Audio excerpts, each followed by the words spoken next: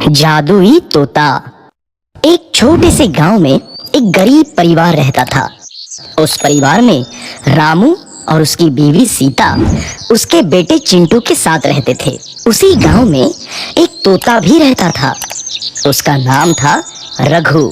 वो किस्मत का धनी था। जहां भी जाता वहां किसी भी चीज की कमी नहीं पड़ती थी। एक दिन रघु उड़ते उड़ते उस गरीब परिवार के घर गया। रघु सोचता है, अरे वाह! लगता है यहाँ आज बहुत अच्छा खाना मिलेगा। मैं पेट भर के खाऊंगा। वो एक कटोरी में रखे अमरूद देखता है। अरे वाह! अमरूद! मुझे तो ये बहुत पसंद है। मैं तो इसे पेट भर के खाऊंगा। रघु तोता अमरूद खाने ही लगता है।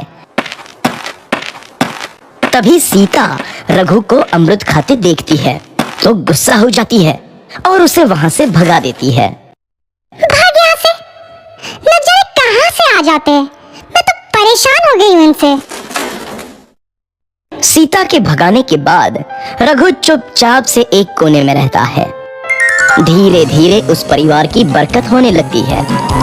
एक दिन रामू और सीता खाना खाते वक्त बातें करते हैं। आजकल हमारी बहुत तरक्की हो रही है, काम भी अच्छा चल रहा है। रामू कहता है। इस पर सीता कहती है, सच कहा, भगवान हमेशा ऐसे ही हम पर मेहरबान रहे। बेटा चिंटू भी कहता है, पिताजी मुझे खिलौना लेके दो ना, मेरे सभी दोस्तों के पास है।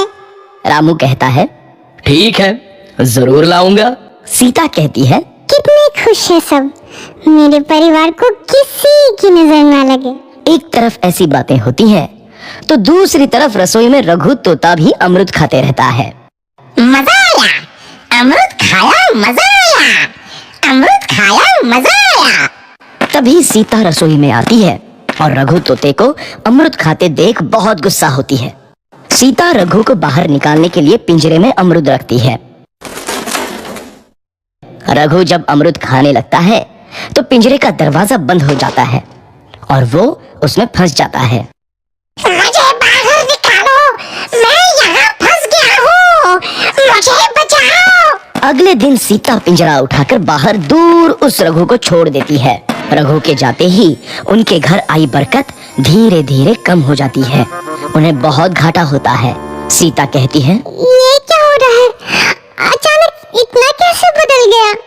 अभी तक तो सब कुछ अच्छा चल रहा था। रामू कहता है, लगता है भगवान हम पर रूठ गए हैं। चिंटू भी कहता है, लगता है अब मुझे खिलौने भी नहीं मिलेंगे। और वो रोने लगता है और बाहर चला जाता है। कुछ दिन बाद रघु तोता फिर से उस घर में आता है। वापस आया, मैं वापस आया। अब मैं जमकर अमरूद खाऊंगा। रघु सीधा रसोई घर में चला जाता है और अमरूद खाने लगता है।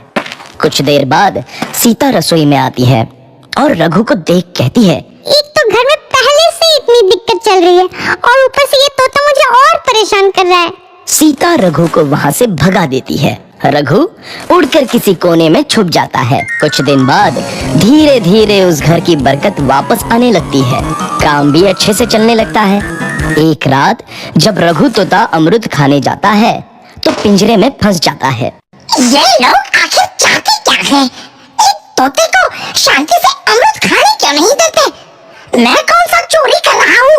बस अमरूद ही तो खा रहा हूँ। तभी रामू वहां आता है और पिंजरे में रघु तोते को देख उसे बाहर छोड़ देता है। ये तोता भी कितना जिद्दी है, बार बार वापस आ जाता है। जैसे ही रामू रघु को छोड़ देता है, अगले दिन से फिर से उनके घर की बरकत जाने लगती है। काम में घाटा होता है।